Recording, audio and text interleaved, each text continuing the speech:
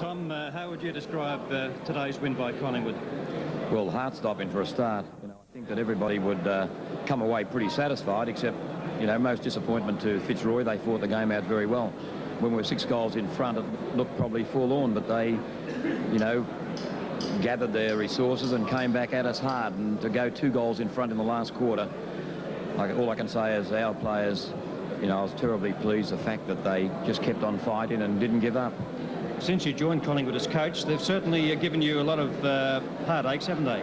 Oh, yes, but a lot of pleasures as well. We've won a lot of good finals, Peter. I think people forget that. I know we haven't won grand finals so far, but each year we've won really hard-fought finals. There's been a lot of close games if you look over the last 5 years, that I've been connected with Collingwood. So I think the fighting spirit's there. All we want now is a little bit of luck.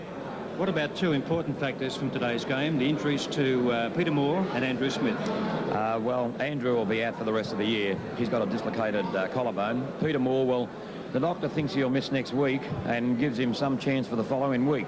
That's the way, he said he'd probably miss with a hamstring or something like that. But disappointment to lose him, particularly where I felt that he was a vocal point, of most of our attacks. He maybe wasn't kicking the goals, but I am certain that he created goals for other players down there.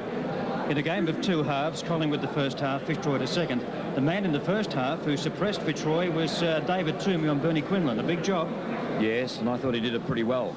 Unfortunately, I thought Bernie Quinlan got away in the second half.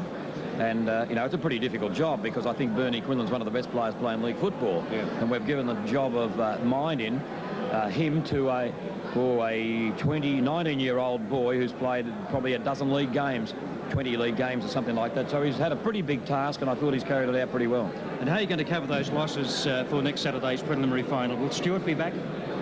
Oh, well, I think there's a possibility. I'm not quite certain on that, but, he's getting stronger all the time, so maybe next week he should be okay. But I'm not quite certain.